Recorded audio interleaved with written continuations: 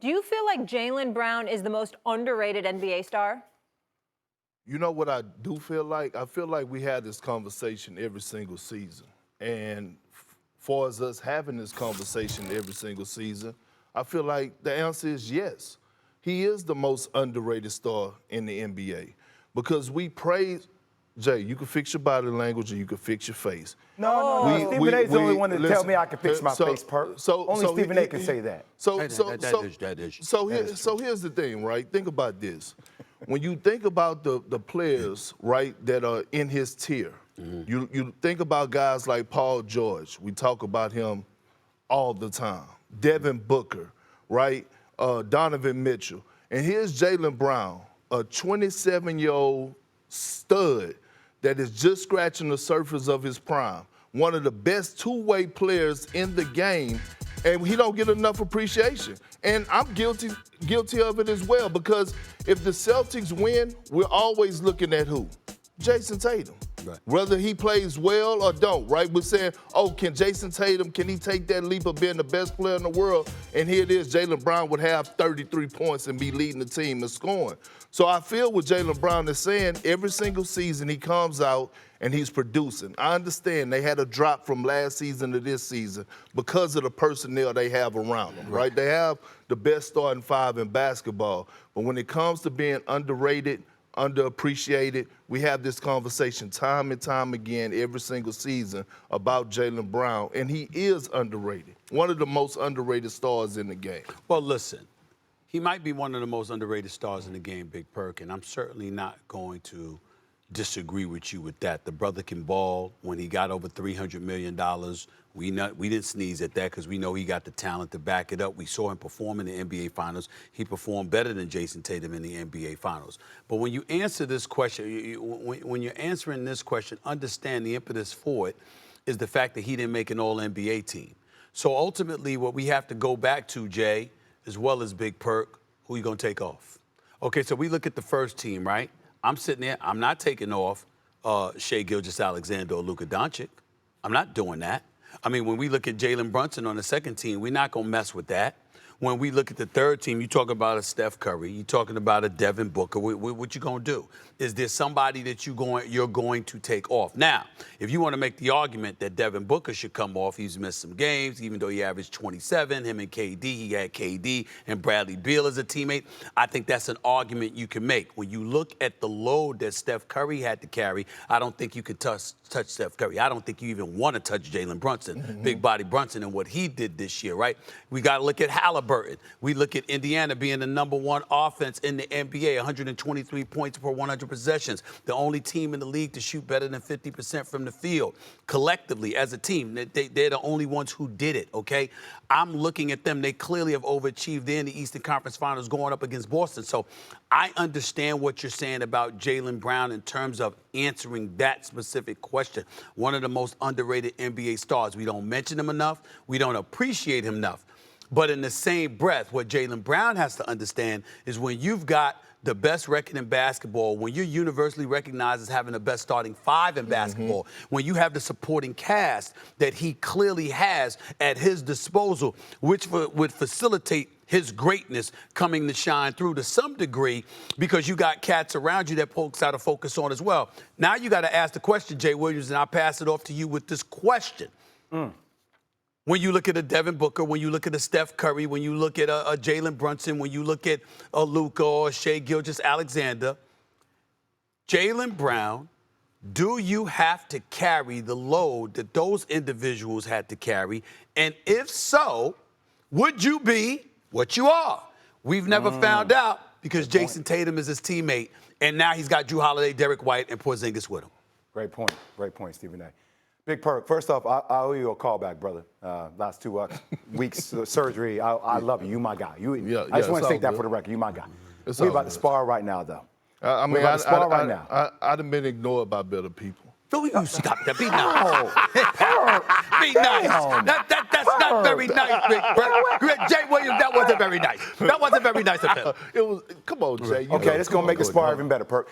Here's one of the things I've learned from working with Stephen A. over the last, 15 years I've been here. We got to answer the question, man. And I saw you started to oscillate a little on the question, Perk. You started to oscillate. Oscillate.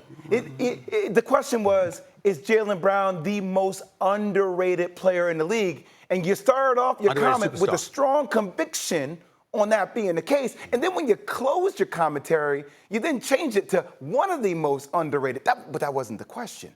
So let's get back to the most underrated. I mean, 3 weeks ago, Stephen A., it was Jalen Brunson, the most underrated NBA player. It was just 3 weeks ago. It was Jalen Brunson. So we can't change the answer to now being the case for it being Jaylen Brown. And also, the last fact now I'll pass the baton back to you, Mr. Perk.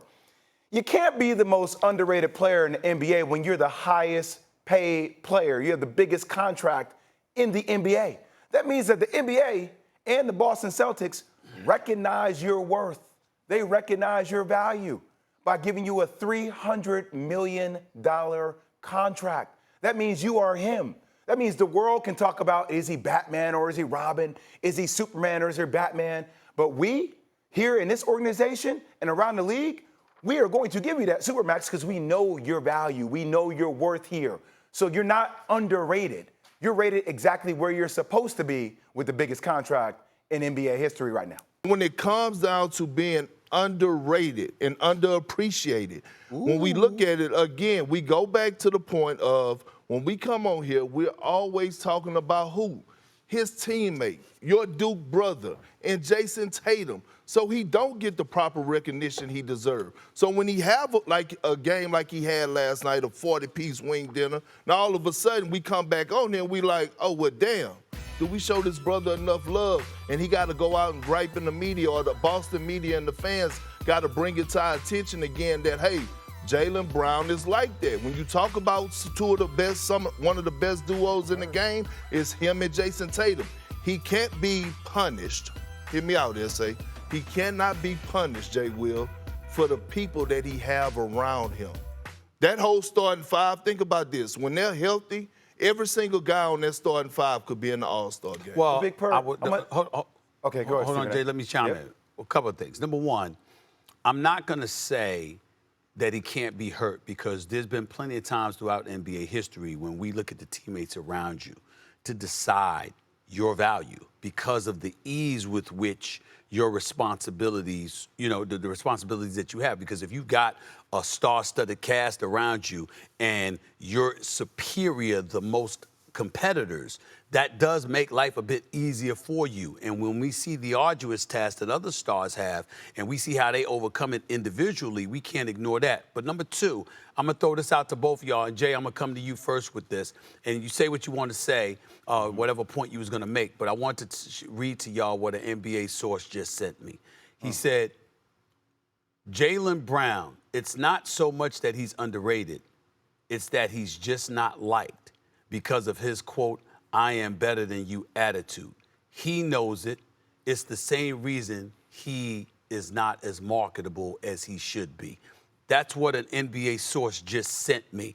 I don't know that to be the case. I like Jaylen Brown. I know a lot of people that like Jaylen Brown. But, again, when you think about marketability, that's what that person was alluding to.